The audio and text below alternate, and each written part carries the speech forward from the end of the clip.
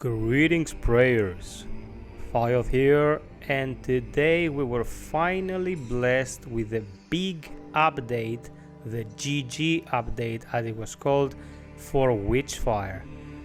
It took them a while to release this, it took them months to prepare this content and give it to us, and today I wanted to make a video about what it actually entails and if it finally makes the game a worthwhile purchase in this point in time. Gotta make one thing abundantly clear, I am in love with Witchfire. It is an excellent game, uniquely beautiful and extremely challenging if you want to push yourself to the limits. Very brutal, very demanding, very stimulating, and everything about it when it comes to the artistic merits is 100% a 10 out of 10. Fantastic presentation, fantastic music, awesome vibe, atmosphere, everything is excellent. This game has a bright future ahead of it, unless the astronauts just give it up and never complete it. I don't think it's gonna come to that, but my focus today is to tell you if by now Witchfire has enough meat on its bones to warrant a purchase. It's still in early access and this build is far from the complete game, but the asking price is a bit steep for what is on offer here. I streamed the entire thing a while back and I have to say I had a wonderful time and the people watching me play loved it, but the question was, is this all there is to it? These two maps and these few weapons? And today with a new update we sure got some more stuff, but how much stuff is what we'll be discussing here. First and foremost, the maps available. No new maps have become available, it's just the shore and the castle. That's it. If you've gotten bored of playing the exact two same maps again and again and again ad nauseum, there is no new area to explore or fight in. That's pretty much it. The vaults that are mentioned in the patch notes are not combat areas. There are a couple of rooms in the safe zone where you prepare your prayer, and what you do there is pretty much go in, unlock a couple of doors by paying volatile Witchfire, and there you'll meet a trader, pretty much the only NPC in the game, has no dialogue, doesn't give you any quests, you don't interact with him in any capacity except for the fact that he sells you some stuff. So if you have a bit of volatile Witchfire on you and you want to spend it before you go into another excursion, you can just go and buy a couple of things from him so you don't risk losing as much. That is pretty much it. Now, my very first run after the patch dropped, I went into the game and I found it to be extremely easy. I am talking a walk in the park, and I thought, is this because this is the shore, so it eases people in much more than before, that is, so you learn the ropes and then you are able to just keep going and have a more streamlined experience after you manage to clear the first quote-unquote mission. But that is not how it works. They have implemented a new system called Gnosis. It means knowledge in Greek. I am Greek, I should know. What you do is you clear a few criteria and then you go into the new area, the vault, and you read the Tome of Gnosis. Reading it once will allow you to increase the difficulty by 1, granting you access to the castle, and then if you fill the criteria in the castle, you can increase it even further and make the game even more challenging. Every level you unlock allows you to research new stuff, spawning new types of enemies, and increases the difficulty very, very perceivably. We're talking exponentially harder stuff to fight against. So it wasn't that I was playing shore when I logged in after months to try the new build, is that I hadn't read the Tome of Gnosis at all, and it did indeed become much harder after I did so.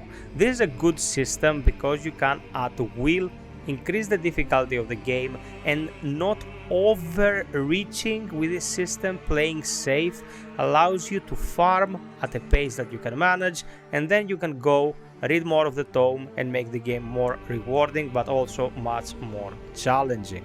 Some of the new tools are fine, I haven't been able to unlock them all, and To be honest, every single weapon in Witchfire was nigh perfect when the game first came out. Even the cricket pistol that people have been kinda vocal about, they didn't really like it. It has its use, and now its utility has been mixed up a bit and it's even better than before. All of the others, excellent, there's nothing to be said about the equipment. The game's guns, the arcana, that is the upgrades you get per run, its spells, it's all stuff that's been very well thought of. For example, the all-seeing eye single fire bolt action rifle is an excellent gun without a scope, and you might feel like you're missing a lot by not having a scope, but if you stay in the intended range and take advantage of the full health enemy headshots, you can deal some immense damage and take out enemies with very little cost when it comes to ammo. It keeps a good balance between the ranges you'll be fighting at and what kind of weapon will work at each range. When it comes to the performance, the game already played quite well, performed quite well. I have everything maxed, didn't have any issues. What I have noticed is there is probably a memory leak problem, because the more I played, the slower the game ran. Changing settings didn't really help with that. I just had to turn the game off, then log in again, and the game ran better for a couple of hours, and then again it started running much worse. Again, what the astronauts have always been doing with their games in recent memories, create technology or utilize techniques that make what you see photorealistic, but it is kinda smoke and mirrors, because there is not a lot of physics, there is no destructibility in the environments, it's just the character and the enemies, that's all you interact with, and I have zero gripes with it. It does what it wants to do and it does it perfectly. Looks awesome, sounds awesome, as I said, no gripes there. A little problem with the performance of a game in early access is not gonna be a deterrent, for me at least, to purchase a game, but my big issue now stands with the time frame. We waited months, I'm talking months on end, for the release of this update, and what we got is guns, a few mixes and matches of enemy types with the additional ones that were added, of course, and some rebalancing that isn't really on point still. As you saw in the opening clip, in the castle, as soon as I hopped through the portal, I had to fight 3 heavy elites with just my starting stuff, 1 bullet in my demon weapon, and that was pretty much it. Sometimes you feel like you are swarmed in enemies still, and I had a couple of instances where I was fighting the boss and a calamity initiated whilst I was in the boss. The calamity did not damage me, nor did it spawn the additional enemies in the boss zone, but for whatever reason I had to put up with more visual and auditory noise. Why? What does this add to the game? What does hearing bells and whistles and 2 tracks of music at the same time add to my experience? It has been a long time. These things should have been ironed out. We also had a delay on the deployment of the patch because apparently, as the devs stated, there was a game-breaking bug the last moment.